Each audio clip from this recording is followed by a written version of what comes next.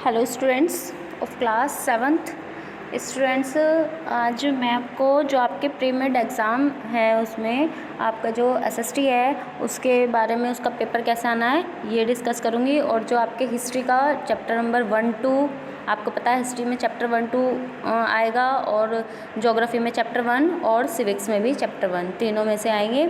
ठीक है बच्चों, आज मैं आपको इसमें हिस्ट्री के जो चैप्टर 1 और 2 है उसका बुक वर्क और कॉपी वर्क का रिवीजन करा रही हूँ। और जो एक और वीडियो आपको मिलेगी उसमें आपको ज्योग्राफी और सिविक्स का रिवीजन कराया जाएगा। ओके बच्चों, सभी बच्चे वीडियो को ध्यान से समझेंगे। पहले मैं आपको उससे पहले आपको पेपर बताती हूँ कि पेपर आपका किस टाइप से आएगा। बच्चों सबसे पहले आपके सही विकल्प क्वेश्चन आएंगे जो कि 1.5 नंबर के होंगे। आपका 20 नंबर का एग्ज़ाम होगा पूरा, उसमें 1.5 नंबर के पेपर 1.5 नंबर के क्या होंगे, बहुविकल्प क्वेश्चन होंगे जिसमें कि आपके 3 क्वेश्चन होंगे। ओके बच्चों, फिर उसके बाद आपके 5 फिलअप्स होंगे जो कि आधे नंबर के होंगे। उसके बाद आपके 3 सही गलत होंगे जो तीनों बुक से मिला के बनेंगे। ठीक है बच्चों, हिस्ट्री से भी, ज्योग्राफी से भी और सिविक्स से भी। फिर आपके 2 नंबर के 4 जो हैं सही जोड़े होंगे। उसके बाद आपके 6 अति लघु क्वेश्चन होंगे, उसमें से आपको 5 करने होंगे। उसके बाद आपके लघु क्वेश्चन होंगे 3, उसके बाद दीर्घ क्वेश्चन होंगे आपके 2। ओके बच्चों, इस तरह से आपका पेपर आएगा। ओके, अब मैं आपको हिस्ट्री का रिवीजन करा रही हूँ, सभी बच्चे वीडियो को समझेंगे। इसमें आपके हिस्ट्री में ये चैप्टर नंबर 1 है। इसमें चैप्टर नंबर 1 में सबसे पहले दिए गए हैं आपके सही गलत पर टिक करो। सन 700 के बाद के काल के संबंध में अभिलेख नहीं मिलते हैं, ये गलत बात है, मिलते हैं, जबकि उसके बाद के सारे काल के अभिलेख हमें प्राप्त हुए हैं। इस काल के दौरान मराठों ने अपने राजनीतिक महत्व की स्थापना की, ये बात सही है। मराठों का उस टाइम पे राजनीतिक महत्व ज़्यादा चल रहा था। उसके बाद एक कृषि केंद्रित बस्तियों के विस्तार के साथ कभी कभी वनवासी अपनी ज़मीन से उखाड़ बाहर कर दिए जाते थे, ये भी होता था बच्चों। बहुत ज़्यादा किसानों के साथ वहाँ पे बुरा रिएक्ट उस टाइम पर होता था। सुल्तान गयासुद्दीन बलबन असम, मणिपुर तथा कश्मीर का शासक था, ये गलत है, यहाँ का शासक वह नहीं था।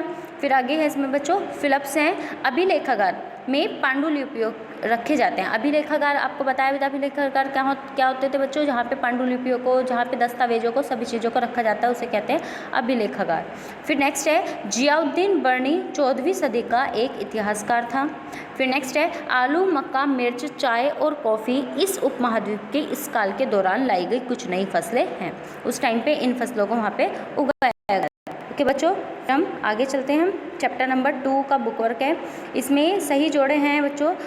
गुज्जर प्रतिहार, गुज्जर प्रतिहार क्या थे, गुजरात और राजस्थान में थे। उसके बाद राष्ट्रकूट, ये कहाँ थे, पश्चिम दक्कन में थे।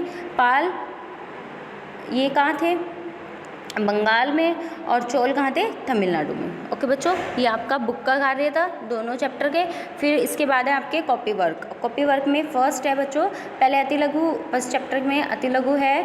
सन 1154 में किस भूगोलवेत्ता ने विश्व का एक बड़ा मानचित्र बनाया था। सबसे पहले किसने बनाया था बच्चों मानचित्र, मैप किसने बनाया था, अरब भूगोलवेत्ता कौन था, अल इद्रिसी। कौन था, अल इद्रिसी। अतीत में विदेशी के लिए इस्तेमाल किए जाने वाले 2 शब्द कौन कौन से थे बच्चों, परदेसी और फारसी में अजनबी। हिंदी में क्या कहते थे, परदेसी, और फारसी में क्या कहते थे बच्चों, अजनबी। फिर कागज का आविष्कार किसने किया है, चीन ने। बच्चों जो ये क्वेश्चन है तिलगु, इनसे आपके एग्जाम में फिलअप्स भी बन सकते हैं और बुक के अंदर से भी बनाए गए हैं। एंड जो ये चीज़ नहीं है कि जो फिलअप्स है वो फिलअप्स में ही दिया गया है, MCQs में भी आ सकता है, ट्रू फॉल्स में भी आ सकता है, किसी प्रकार से ये क्वेश्चन आपको दिए जा सकते हैं आपके पेपर में। ओके, फिर आगे है कागज़ का इस्तेमाल कैसे होता था। कागज़ का इस्तेमाल धर्म ग्रंथों, शासकों के वृत्तांत, संतों के लेखन तथा उपदेश, अर्जियाँ, अदालतों के दस्तावेज, हिसाब तथा करों के खाते आदि लिखने में होता था। ठीक है, अभिलेखागार अभी बताया है, ऐसा स्थान जहाँ पे दस्तावेज और पांडुलिपियों को रखा जाता है उसे कहते हैं अभिलेखागार। लोगों का कौन सा समूह मध्यकाल के दौरान महत्वपूर्ण हो गया था, कौन सा हो गया था बच्चों, राजपूत। राजपूतों का ज़्यादा शासन हो गया था। उसके बाद है मिन्हाज-ए-सिराज के अनुसार हिंदुस्तान का क्या अर्थ था। एक व्यक्ति तो उन्होंने क्या बताया था, मिनाज हिंदुस्तान के अनुसार हिंदुस्तान शब्द का प्रयोग आंध्र प्रदेश, पंजाब, हरियाणा और गंगा यमुना के बीच में स्थित इलाके से था। मीन्स जो इनके बीच में स्थित इलाके आते थे उन्हें हिंदुस्तान कहा गया था। अतीत में उपमहाद्वीप को धर्म के आधार पर कितने भागों में बांटा था? 19वीं सदी के मध्य में अंग्रेज इतिहासकारों ने भारत के इतिहास को 3 युगों में बांटा था, हिंदू, मुस्लिम और ब्रिटिश। पर्यावास से आप क्या समझते हैं? क्या है पर्यावास बच्चों? इसका तात्पर्य किसी भी क्षेत्र के पर्यावरण और वहाँ के रहने वालों की सामाजिक और आर्थिक जीवन शैली से है। ठीक है बच्चों। फिर नेक्स्ट है, लिपिक या नकलनवीस किसे कहते हैं? नकलनवीस किसे कौन होते थे? पहले छापेखाने नहीं होते थे, मीन्स प्रेस नहीं होती थी। जैसे अब प्रेस मशीन है जहाँ पे कागज़ छपता है, कॉपियाँ छपती हैं, इन्हें क्या जाता है बच्चों? प्रेस। अब जिसे कहा जाता था छापेखाने। तो जो व्यक्ति हाथ से पांडुलिपियों को प्रतिकृति बनाते थे, यानी कि उनकी नकल करते थे, अब तो फोटोस्टेट हो जाती है हर चीज़ की, तो उन्हें क्या कहते थे? लिपिक या नकलनवीस कहा जाता था। ओके। फिर नेक्स्ट है, इस काल के दौरान हुए कुछ धार्मिक परिवर्तनों के बाद हुए उस टाइम पे हिंदू धर्म में देवी देवताओं की पूजा की जाती थी, राजाओं और मंदिरों का निर्माण किया गया, समाज में पुरोहितों के रूप में ब्राह्मणों का महत्व बढ़ गया। ठीक है। फिर आगे चलते हैं, राजपूत पर एक संक्षिप्त टिप्पणी। राजपूत क्या थे? राजपूत योद्धाओं का एक समूह था जो क्षत्रिय वर्ण के होने का दावा करते थे। राजपूत प्रबल, प्रकर्म और स्वामी भक्त थे। राजपूत शब्द के अंतर्गत केवल यजवर ही नहीं बल्कि सेनापति और सैनिक वर्ग भी आते थे। ओके। फिर नेक्स्ट है बच्चों, अतीत में किसे विदेशी माना जाता था? किसे माना जाता था? कोई भी अजनबी जो एक निश्चित समाज या गांव का हिस्सा नहीं था जिसे विदेशी माना जाता था। उदाहरण के लिए एक वन निवासी के लिए एक विदेशी था।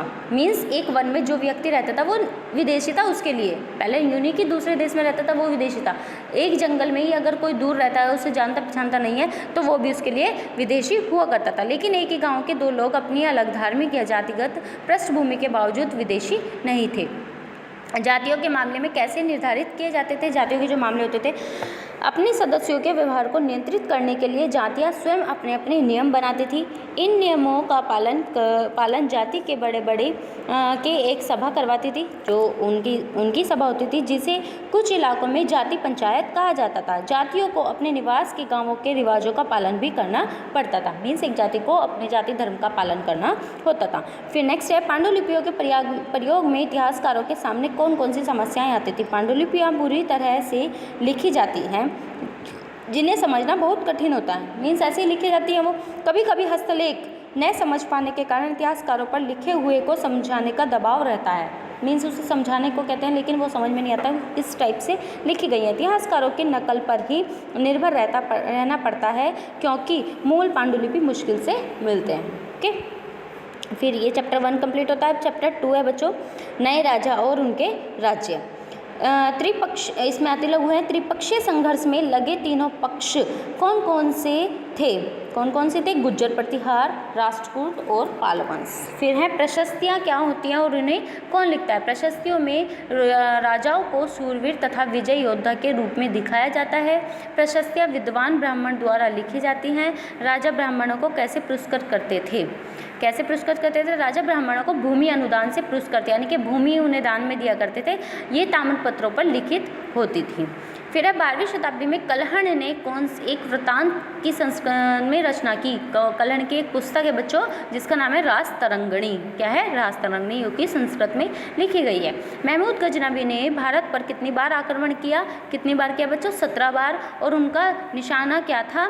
उनके निशाने थे संपन्न मंदिर। जो भी वहाँ के मंदिर थे उन्हें लूटना महमूद गजनबी का उद्देश्य था।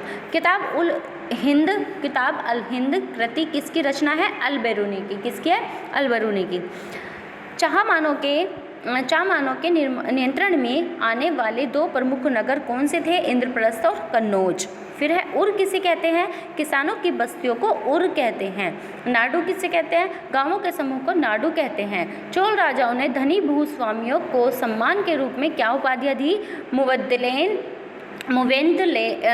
मुवेंद वेलन और अरयार। क्या दी?